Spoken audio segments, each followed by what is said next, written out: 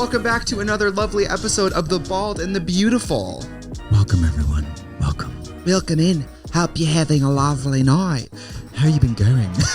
That was two different things. That was clapping and sad noise.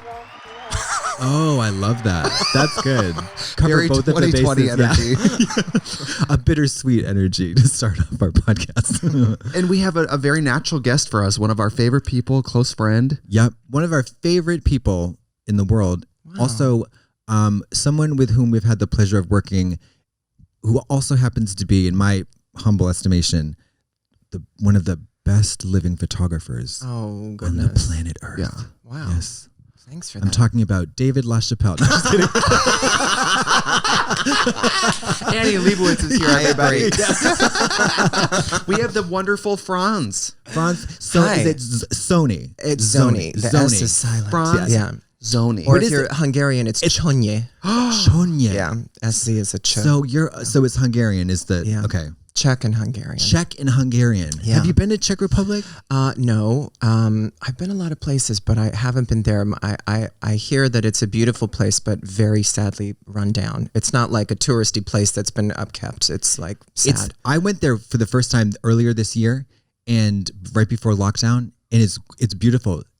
Prague was beautiful. Yeah, but it was small. Yeah, it's very. You can walk from one side to the other, and you hear that, Prague? That. Yeah. Your shit was small, tiny, unimpressed, insignificant. Now, I feel like photographers have this sort of willing identity crisis because it's one of those things where people have probably seen your work, but they see the subject and they don't see you. Yeah. So what would people know you from besides us? Well, welcome to all production. Gosh, the people that make everything are like totally unsung. 100%. Yeah. Like Albert, like a lot of my favorite people are photographers. Yeah. And it's this meditating thing where they just shoot the picture and let the picture be and slip away into the shadows. Yeah. Yeah. I like doing that, but what was the question? I'm sorry. How would people you've shot both of us. What would they know you from? Yeah. Oh God, that's a lengthy question. I shoot Dita Von Teese a lot. I'm lucky to shoot her. I like shooting drag queens a lot. I think I've been in Los Angeles for about 8 years, and the first person I ever reached out to when I moved here was Devin Green, drag queen. Because I saw her, Welcome to My Vagine video, iconic, and I said I have to know her. And the first real drag queen that I shot was Sultan Maharaja. Oh my God! With the paper and the jewels. Picture is so cool. Thank you for that. Yeah, I was super broke, and I was kind of going through I just happened super broke, but a whole box of Swarovski crystals. So I was like, what can I do with paper and crystals? And he was so lovely. I just reached out to him and said, I'm a big nobody. I just moved here, and can I shoot your portrait? And not only can I shoot your portrait, but let's do this finger mustache as the Maharaja. Yeah. And he was like, great. What time do you want me to come over? And so that kind of at least for me, every shoot kind of leads to the next shoot and snowballs. But so that's what I shoot. I have a million questions, but I don't want to forget to ask I don't know how to it's such a dumb question, but how did you come up with how did your signature look develop? Because you have a style that is very identifiable. Thanks. I don't know quite how to describe it though. And not easily copyable. Right. Oh, thank you. It's very, very, very rare, I think, to find somebody working in art, whatever medium it is, to be like, oh, that's this person. You have a style it's not derivative. It's unique. Thanks for that. But how did that happen? I studied illustration, actually. I went to school in San Francisco, and illustration was my major for about 3 years. And it just was kind of a family friend of mine said, hey, why don't you all the elements that you love, lighting and fashion, makeup and making vignettes exist in photography. Why don't you try that? And I was kind of like a fluke. And so I literally all my counselors hated me. I just, after 3 years, I was like, well, I'm changing my major. And I just got into film photography, but I never even... I didn't even really do that well in school, because even in film photography, I really had no interest in photography. I was layering 3 negatives, and I was bleaching things, and it really was about illustration for me. And actually at my my Photoshop professor failed me after Really? 2 years of No. Photoshop. Who said I had an unrealistic. Unrealistic view of the program or something that I would never like be able to use it in a realistic, my final project was like all these bald aliens and whatever. Yeah. And Yeah. so yeah, Hello. hello, I'm still photographing bald aliens. Yeah. What a good, you're so good. So I don't, I think any artist, I don't deem to like, what can I do that's different? I'm just making what I know how to just make. do what you do. I mean, I guess that's like the hallmark of any true unique individual is that you just do your thing and then it is what it is. Yeah, Right. but I don't look to photographers really. I mean, David LaChapelle was a big one in school that I knew of. Obviously, Pierre et Gilles, two amazing French photographers. But like, I didn't really know photographers. But like, Mark Davis or Erte or like these great illustrators, I was like, I want my photography to look like that. So, thanks for the compliment. It's amazing. It's really like it has almost a like it's everything sort of a still from a film in a way. It's very like cinematic, I guess. Yeah, it is. Yeah, very. There's and I. Like an environment, like a world. Yeah, it's a window. universe. Yes. There's like there is. You look at your photographs and you kind of get the sense that there is like a Franz universe. It's so like Wizard of Oz adjacent in a way, don't you thank think? you. and it's very it's otherworldly, but it's also very flattering. Like because when I was so excited to shoot he with you shot for the Red Scare shoot. So Franz So shot much the fun. Red Scare shoot, which was so much fun. But the thing is, as a drag queen, and where I mean. I've been getting photographed in drag for about 10 years now or more.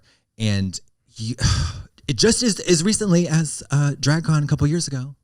They'll get the girls. Sometimes what will happen is a superstar, quote unquote, photographer will come into the drag world and be like, I want to, their interest is piqued and they shoot us. But what they're interested in is texture. Oh, they want reality. Grizzled. They want the stark, Yeah. glare. I mean, they want Pan-fried. pan-fried reality, the crispy critter. Where Yeah. of course, listen, fuck them, whatever. It was New York Mag. It was 2 years ago, and it was the worst pictures any of us had ever seen in our lives. And I hope everybody involved dies. And I think that's very fair. When they took my picture, I was the freshest. I had just gotten there. It was like 15 minutes after I arrived, and I looked a fucking mess. Because it was just everything. You could see it was like, those mirrors that are like 5 times magnification. Oh yeah. Yeah. It was like that. And the way you light to the unretouched, you see it on your monitor, and I'm like, this is gonna be a great picture. If that's the raw, oh my god, Thanks so much. The whole point is, with you, I knew 100%. I was like, no matter what this motherfucker does, it's going to look fantastic. And that's very rare to have, to have that kind of like trust in a person, because like I said, you never know.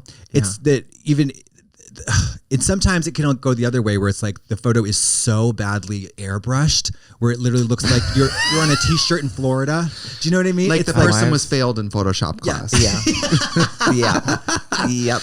Well, I think, and maybe I can speak for a lot of photographers, but I kind of feel, this sounds really philosophical, but whenever I shoot someone, I'm kind of treating it like a self-portrait. I'm shooting people the way I would want to be photographed myself. And I don't know if this kind of borders, I mean, we have all these terms. Is a photographer an artist? Is an artist a photographer? Are they the same things? Sometimes I think, obviously, we're living in a world that photography is so disposable. It's just in and out, where because maybe I just have a different outlook. My goal is always like, would I hang this picture in my living room? And if I wouldn't, then I don't really have any interest in it. So, I think that makes a lot of sense. Yeah. You should.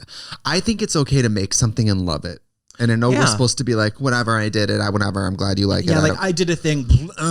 You should love what you make, I think. Yeah, I agree. And that doesn't mean it has to take forever. I used to be in that kind of mindset where I was like, this has to really I have to bleed for this to mean something. So I would spend months making these huge sets and it was my whole life. But I think maybe coming to LA, I've learned to you can make something brilliant, in an afternoon. And granted that, just like our Red Scare shoot, thank you for saying that. That was that was so much fun. It So was relaxed. It was fun. Do you always enjoy yourself when you're in the process of shooting or working on something, or can it be a slog? Yeah, this also sounds really prima donna, but I get really exhausted from shoots. I don't know if you sometimes That explains the fainting during the shoot. fainting, You just kept falling to the ground. I know. Thank God for that. We had 3 chaise couches. lounge that you placed. But you kept finding your light while it happened. Thank you. I also, by the way, this is so weird. I have no hair on my knees, and people are always like, "Why don't you have hair on your knees?" But it's because I really feel just a little circle. You're on your knees so much as a photographer. At least for me, I know that's insert pun in here, but it's exhausting. You have early call times. Gorgeous. You don't.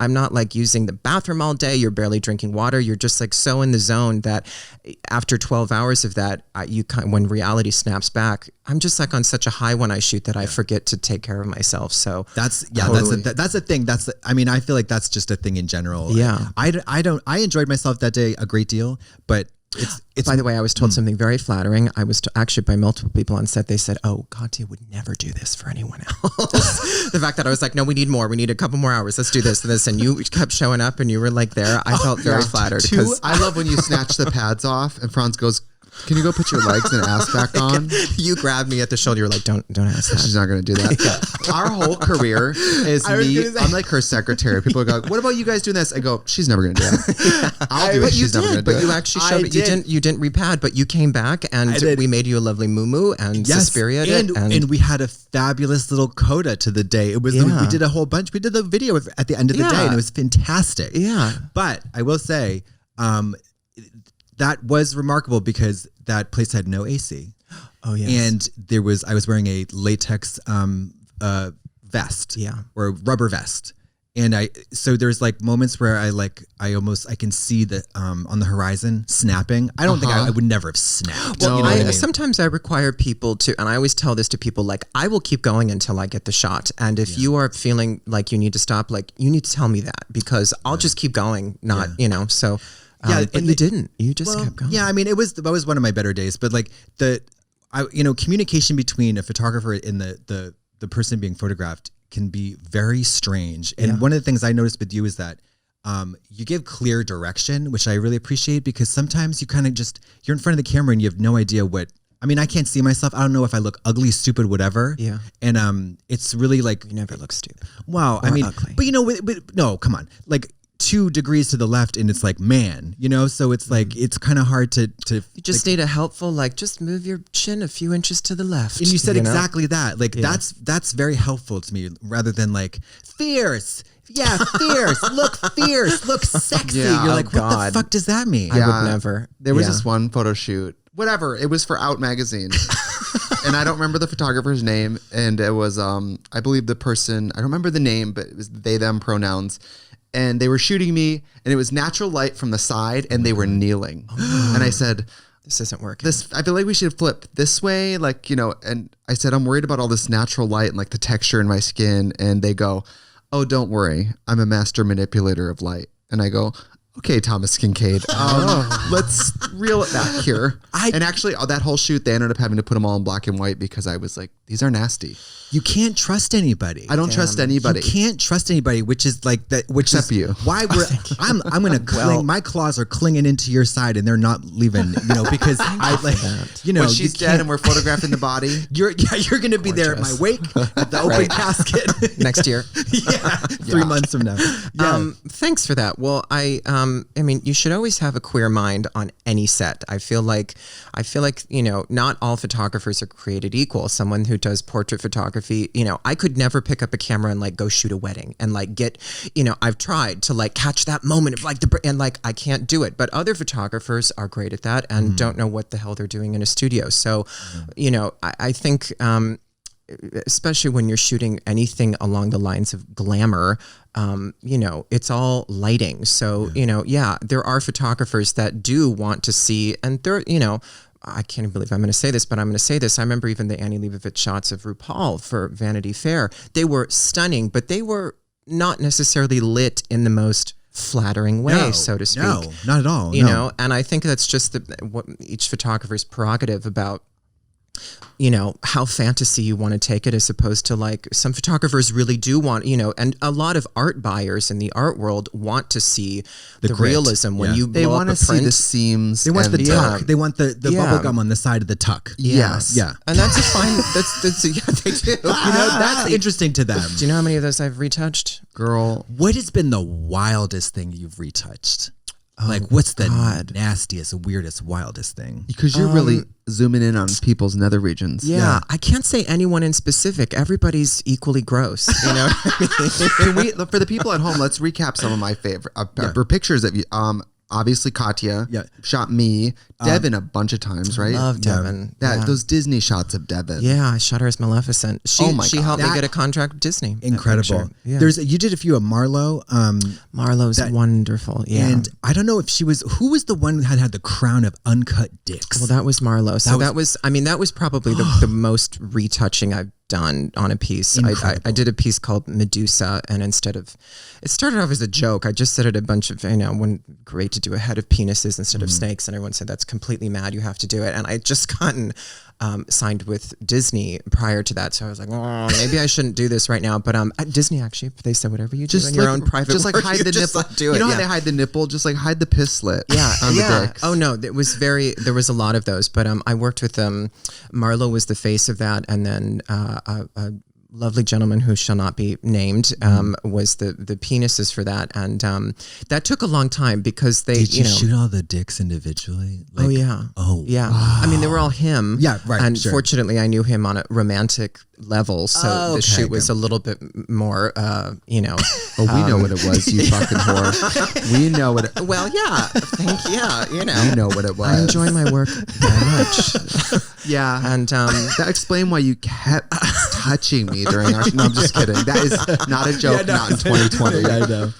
Well, who else? I'm trying to think of all my favorite. Gigi with the birds. Oh, she's my Gigi, gorgeous. That was, Sometimes people don't. That's another thing that's interesting. I find with people that I think most people that are used to being shot are used to producing a lot of content. We need this many outfits, get the shot, turn out so we have lots of options. Whereas when I'm doing a piece like that, it's like you're going to spend 8 hours in hair and makeup, and then I'm going to shoot you for a half an hour, and we're going to get one shot, and that's it. That's my dream. I love my favorite photographers have all done that. Mm-hmm. Oh, amazing. You. I loved shooting with you, and then Albert. Yeah. And then you guys know Adam from Chicago. He shoots a lot of the queens, or he used to. What's his last name? It's like Omane. Ouahame or something like that. Yes. Yeah. He's like, he'll go in on that retouching. Yeah. But he shoots for like 20 minutes and he gets it. And it was always, to me, when you hear that number of clicks keeps going up, you start to realize that the person doesn't know what they're looking for. It's a waste too. I never understand photographers that, I guess unless you're shooting motion where you're just click, click, click, trying to get the right one. It's like, why? Yeah. I come from the school of film where like, if you're shooting medium format film, like you've got 10 shots and that 10 shots just cost you $500 for, so like get the shot. Don't fuddly duddly with stuff like, set up. But the one with Gigi actually I should take that back because, we were shooting with, one bird named Peaky, which I had to shoot in multiple positions all around her and then composite it all together. And fun fact, the woman who owned that bird, Peaky, was the woman who played Samara in The Ring. You're kidding. Yeah, cool. She was the contortionist, and so she has this pet bird. So it was a great shoot, and the bird was amazing, and like literally was like a cat. Like you could hold it, and loved Gigi and talked to you and would like snuggle into your neck, and it totally changed. I'm a little scared of birds because they are dinosaurs, but I love birds. Yeah. Oh, I love birds. They're gorgeous, but they'll bite your ear off. Yeah. They'll peck your eyes out. Yeah. You don't think a dog will kill you? Like absolutely, they're not but more I know dangerous that. than I count on it. I don't have any illusions about that. Next shoot, I'm putting dogs all over your shoulders. Yeah, perfect. Dead dogs. Yes, yeah. perfect. Oh my god. Yeah. Can I ask aside, who's like your favorite person you've gotten to shoot where you're like, this is like the stuff that I dreamed about doing? Wow. Well, I still have a list of people that I who's your really. wish list? Yeah, who's on the gosh. list? Let's put I'm it sure on they the get let's flattered. vision God, board it. Angelica Houston. Come on. Until I was close to shooting her once. I'm still going to try. Just Tilda get Swinton. detox I was and gonna turn on the fluorescents. Yeah. Tilda Swinton, I feel like you have to shoot love her. to shoot Tilda. You yeah. gotta. Oh And my she God. has that like. Oh, I mean, talk about alien, bald alien. Talk about like she always looks like National she's. Geographic. It's the last photo of her seen alive. Yeah, I love that. Yeah. It's gorgeous. But Which is why you love shooting. I do, yeah, wide eyes. But I mean, I would love to shoot like Gaga, and you know, I like shooting. I'm not necessarily after shooting like what's the biggest celebrity I can shoot. That's not really what it's about for me. It's more about like who can I transform the most, and usually. I like that process a lot of like, let's take you out of your element completely. And I know everyone's heard it, like, let's do something totally different that you've never done. But I really like aspire to do that with every shoot that I do. Yeah. And sometimes it's got me in trouble. I've pushed people a little too far out of their comfort zone, and they don't know how to react to the photos in the end. It's too much for them. Really? So have you had like a person who's like really unhappy with the It was me, and I don't want to talk about it. I've really, to different degrees. I mean, for the most part, everyone's always even, you know, I'm really grateful that the majority of people that I've shot always are really happy with their images. Yeah. Sometimes people that I've shot will be, you know, will give me a list of mile long of like, I love it, but like, please fix this, which I'm always happy to do. Sure. There was only one person that I shot, which I shall not name her name. But it was, and it was horrifyingly bad. We just mouthed the word Susan Boyle. Sorry about that. It was Susan Boyle. I would love to shoot her. Really? And it was, and I think, you know, if without fluffing my own feathers, I thought the images turned out gorgeous, and everyone that saw the images said that she had never looked better. But I think it was just too far out of the comfort zone, her comfort zone, how she's used to being seen, and that was a kind of an ugly story, because instead of just maybe politely saying these aren't quite what I wanted, she really kind of degraded me. You're kidding. Yeah, it was really bad. It was like really, really bad. It took me a long time to get over that. And you think that when you shoot people that have been in the industry for so long, that they would have decorum and courtesy, but I didn't. Or that they've been through something like that before, and they have approach it with a bit of tact. Yeah. Portrait, like a portrait with someone like you is also so intimate. So I'm sure for a lot of people, it just is. How is it not vulnerable, and how is it not? Thanks for that. Well, I mean, I had a similar situation where I remember, you know, after our shots were done and they were rolling out, I was like, you said sharts. Sharts. Yeah, after our shots were done. We have to stop and mention that you just said after I sharted on your shoot. Remember when I I farted wet shit all over the floor at our shoot? No. She didn't say anything. Not he glamour. didn't even mention it. Well, you quietly cleaned it up yourself, I did. which I thought was really impressive. Thank you very much. No, but when the images came out, I said, aren't you going to retouch them at all? And you said, no, they need to stay raw. I'm not going to retouch these images. We need to show you people as you really are. And then those were the images that people saw. No Photoshop or anything. True. Yeah. In fact, I added wrinkles and warts to the finished one. That took me on a journey. I went, did we really not retouch those? I didn't realize you were being serious. Oh no, the retouching I think is the most fun part. And retouching's been around forever. I really have like over the years have had to like wade through the retouching pool, because it's something that is so, people get so opinionated about retouching. People love this whole, and now that the democratization of retouching is like through Facetune, and everybody 10-year-olds retouch. You know what I mean? Yeah.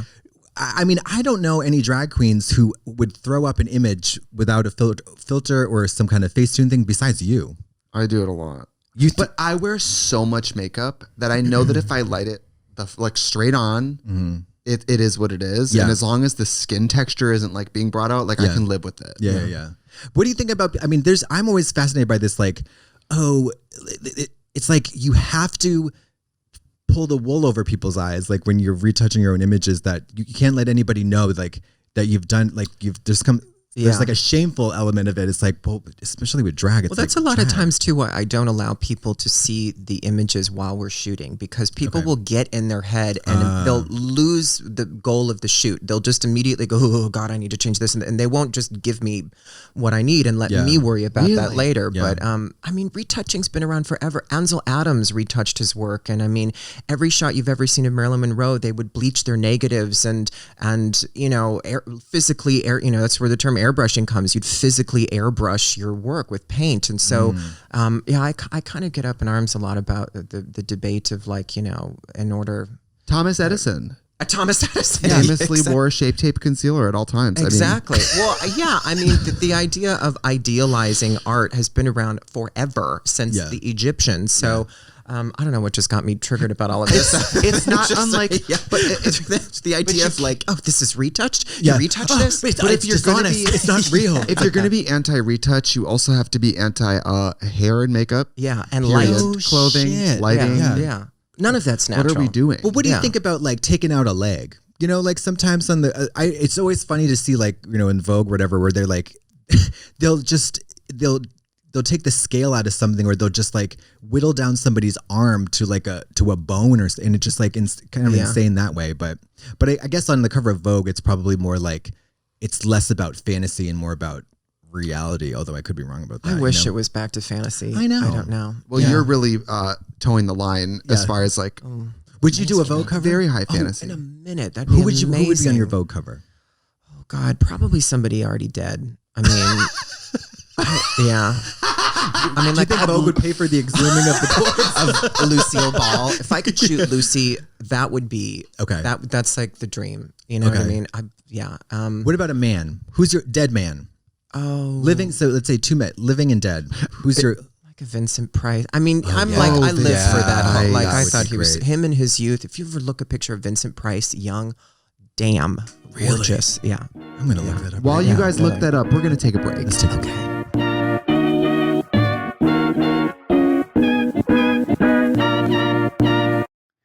For more than a decade, Britney Spears has been trapped in a conservatorship that gives her father incredible power over every aspect of her life. It's hard not to wonder, how did she go from pop princess to prisoner?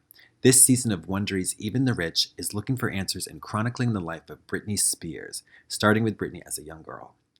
Britney wanted to sing and dance her way out of Louisiana, but she had no idea that she would later become one of the most famous pop icons of the 21st century. But the more famous she got, the more harmful the press became until it finally was all too much for her to handle. A very public breakdown led to a family intervention and a conservatorship. It was supposed to be temporary, but Britney is still at the mercy of her father's control today. Her fans formed a movement, #FreeBritney, dedicated to freeing Britney from the conservatorship. But there's a lot more to it than that. I listened to the first episode of this podcast, and I have to say I'm pretty riveted. You know, I'm really interested to kind of go beyond the tabloid headlines, because there's a lot of I don't really know like the gritty details of what's going on with her, and it's so fascinating. You know, the princess in a palace prison. But anyways, yeah, it's a really cool podcast. So check it out. Listen to the latest season of Even the Rich, Free Britney, on Apple Podcasts, Spotify, or listen ad-free by joining Wondery Plus in the Wondery app. And we're back. So Vincent Price, young Vincent Price was a hottie. Who would be your living male cover guy? Oh no, I'm so bad at this. I don't know who's beautiful. Who's beautiful? Are you paying attention to the people who are alive right now? Not really. No, I think so. I'm not either. I never know what anything is. Yeah, I mean, who do you think I should shoot? I mean, you know, you would be really good with Timothy Chalamet. Oh, Timothy Chalamet. Yeah, because he's got that. I feel like you could insert him into some kind of like dandy. He could, or Harry Styles. I'd love to shoot Harry Styles. Yeah. You know who I'd love to shoot? Jonathan Taylor Thomas. JTT. Childhood crush. Someone asked me that ages ago. They were like, who from your past like heartthrob would you shoot? But he's gone. He's disappeared. He's dead? Oh no, I don't think. I hope he's not dead. Left this life. No, he's just. I don't know where to find him. But like, you know, I'd want to shoot like the most. I keep looking. You act like you're walking around Hollywood, like just Hollywood, assured. like Jonathan. I'm gonna get that tattooed to my moo-moos, just looking for JTT. And I have to ask, besides your photography, you have a very distinct personal style. When did you? I mean, it's your drag. When did you start dressing kind of the fantasy every day? Well, I have a great mom who really encouraged me from, really, I was wearing dresses and jelly shoes in elementary school. I mean, and and I should say both of my parents are really fine with that. But I think I was really privileged in many ways growing up, including that, it was like, I never questioned that when people were like, why are you wearing a like floor length kimono in like high school to, on a Tuesday? I just didn't, why not? I don't know. I didn't get, and I grew up in Reno, which is now it's a little bigger, but like the best place you could shop at was like Hot Topic. And I was like, I'm not going to go to JCPenney. And like, I just wasn't like a jeans and t-shirt kid. So, thanks for saying that because I really only wear black muumuus every day. No, but you're so glam. Yeah, you are glam. And you also, I mean, I remember a couple of years ago, we were over at your house and you're like, oh, I've been playing around with music, and then you played us. God. You played us. How have we not touched on you it? played us this track. Like so, like you've been doing it all your life. In addition to Franz being both an inspiration and beauty in front of and on the camera lens, both behind sides of the camera, in the camera. Yeah, thank you for that. But, you also are a fabulous musician with probably some of my favorite music videos I've ever seen. The music Beige was so good. Petunia, so good. Like it's embarrassing how good you are. Thank you. Really, that means a lot when people. I have no idea what I'm doing musically, and I truly mean that. I don't know because I have to say this too, coming from a photo background. I really, when I turned 30, I kind of had one of those like, what am I doing with my life? Like, why am I not doing more stuff? Like, I know I'm a photographer and I love what I'm doing, but like, I should just be doing more artistic things. I think it's good for photographers to be in front of the camera every now and again because it helps you direct your subjects so much better. It always blows my photographers. Oh, I can't get my picture taken. It's like, no, like you need to know what you're making others suffer through, Yeah. How do you deal? Like, are you more meticulous or are you harder on yourself when you're in front of the camera? Like, what's your experience of being the self-portrait? I love your myself portraits as of Gumby. yourself. We're all You're just so Gumby. good. I don't know. I don't look at myself as anything. Nobody's a model and everybody's a model. So I think to a photographer, I'm like, I know what you can alter everything nowadays. So, wherever we've segued, from music. Thank you for appreciating my music. It really just started off as like I took a book of poetry that I had been working on and I was like, how do I turn this you're into... also a poet. Well, Anything else? Car repair? Well, I only had the book because I cut down the tree and made the paper. You're a true Renaissance we man. all write poetry. Come on, we're all fiddly diddly. Yeah. Several volumes. Yeah, Several exactly. volumes. Yeah, Scripture, but, really. I shouldn't even say poetry. Just we all have ideas and we write them onto paper. I know we all do that. Sentences. We call it poetry. Sentences, We yes. write the check. Okay. Exactly. Yeah. But speaking of Devin Green and her magnificent beau, Ned Douglas, really, it was just friends that were like encouraged me that just said you should turn this into music, and so I'm just lucky that I'm working with really talented people that I can, really like the first album that I did. I don't know how to read music or I've never studied anything. So I was being very Enya in the sense that I was doing all of my demos just by layering myself humming in GarageBand. And I was taking all of these to Ned and saying like, okay, like here are the tracks that need to be guitar. And it all sounded like a mess, but he, a good producer. He deciphered it. Yeah, he was like totally. And he's very British, and I can't. He hates it when I do that, but he was just like brilliant. It's so cool to be like. I feel like we have a little coven going on here in LA. It's like it's a cool little like group We of people. do. Like It's there's very famous cool. people, and then there's the people you actually would have the privilege to meet, the people who really like you, who are just creatives who set the standard for both like the final product. Everything you put out is so like, it, you stand by it, you swear by it. The integrity. You know what I mean? Thanks for that. Well, the feeling's mutual with you too. I think it comes down to art for art's sake. There are people who are when making people think work of for us, they commercial. think integrity. Yeah, I agree, but it's true. It's true. I mean, what you guys do comes from the heart, and you guys have to go into another dimension to be as crazy as you. You know what I mean? You're not. I don't view you guys as being like commercial artists, even though what you do translates to commercialism well. But I think the core of what you do, neither one of you think about like what will do good commercially. You're just crazy people that are making art, which I really relate to, you know? So it's got to be fun, man. It's a good balance because I've always got like I'm always trying to sell something on the corner and she's always kind of like, but I don't want to do that. And so it's a good balance of like, we have to get paid a little bit and actually enjoy it. Yeah. You have to get paid or else you can't make the fantasy. You got to get paid. You got to get paid. So speaking of getting paid, let's take another break. Oh. Speaking of getting paid, let's take another break.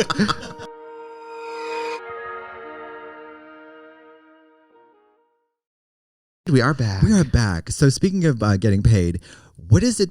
So talk about working for Disney. Well, I mean, that sentence sounds a lot better than it is. I've only have one piece that's been released by them as of now, even though I have a whole stack of images that I've finished for them that are waiting in Disney. What do you want to know? That's the Maleficent. That was the first one. You know, I have to say, and I'm saying this with all due love, I wasn't really Disney's cup of tea, so to speak, but I grew up watching Disney films, and when I moved to LA, I was like, I have to do work for Disney, and Disney Fine Art is who I'm signed with, but it's a section of their merchandising where they feature maybe 100 artists worldwide that do different variations of Disney characters, but they don't work with photographers. They only work with illustrators and sculptors and whatnot. And so I went in there with all these big gay ideas, and it took 5 years for them to, I'm not exaggerating, 5 years of back and forth and meetings and they're probably extremely protective. They're very protective of something as old and like, I don't know, like, I guess what's the word, important to them as like a Sleeping Beauty character. Yeah. I was referencing stuff, you know, Salvador Dali was one of Disney's best friends, and the stuff that if you look at like old from the 50s, like conceptual art of those early Disney films, they were dark and like weird as hell. And that's what I really wanted to tap into. But I have to be careful what I say. I don't know if those ideas are still what is wanted by Disney, but I'm still pushing it as far as I can. And I mean, looking here, Devin, I mean, the way you shot her and the way it's lit, she's definitely spooky. She's definitely spookier than she's portrayed in the films. Yeah. Her face is it's a little, if you woke up in the night and saw that across the room. Yeah, horrifying. Devin's, that shoot, by the way, too, was like a 13-hour shoot. The police came because of all the smoke bombs. It was like, that was a good example of like, you know. Devin standing there dressed in this. Really, like, and Devin is such a pro, didn't complain once, even though she passed out literally once because the... you people in the fainting. I know, I know. Always pulling focus. Well, those horns were real, and so they weighed so much, and just having weight on your head for that long, and, you know, I was pushing her too, and smoke bombs, sulfur everywhere, and just, it was like a lot. The knives in her feet. Yeah, exactly. And the feet that you bound before the day started. Yeah, that's beauty standards. Yeah. So you're such an icon. I just sometimes can't believe we know you. I know, that's what's fun. And you're not an asshole. I mean, you know, you hear so many horror stories about people with major talent, and it's like you start to think that if anybody's that good, then they have to come with all this, you know, these caveats and baggage and stuff. But it's ego will rot you. Ego will start to rot you. Yeah, really. Who has time for all that? Yeah, exactly. Who has time for all that? To know you is such a privilege, and to be shot by you is like a whole nother privilege. And I just always can't wait to see what you do next. Well, let's keep it going, you two. Yeah, where can people find you in your work? Well, you can find me on my website, franzszony.com, or on Instagram at the same name. And that's S-Z-O-N-Y. Correct. Franzszony. I'm telling you guys, just go to the website. It's the first thing you're hit with is a gallery view of some of these images, and they will just. I mean, I'm not encouraging them to do this, but it would make great phone screensavers. Yes, absolutely. Like, these pictures are so beautiful. Look at Candy Ken. Oh, yeah, Candy Ken is David. He's so great. Yeah. So great. Matthew. Yeah, Matthew's fantastic. Yeah. Have you shot Violet? I've shot Violet. Yeah. They were. I don't. She survived. She survived. Yeah, Violet's fabulous. I did some promo stuff for her tour. I've never shot her. The commercial. Yeah, I've always shot Violet as Violet. I've never really quite taken her as into like Franz world, but I'd love to at some point. Yeah, I mean, when you're Violet, you've already arrived. Yeah, agreed. For us, he's more like, what if we got you in a totally different wig and makeup and a completely different outfit? Okay, what if you look good? Yeah, I always say that's the like spirit of drag is you are a star. We just got to change your height, your voice, your hair, the color of your skin. Cut my hair. Well, we love you. Thank you so much, Franz. I love you both so much. Thank you for being guys. here. Of course. Bye. Goodbye.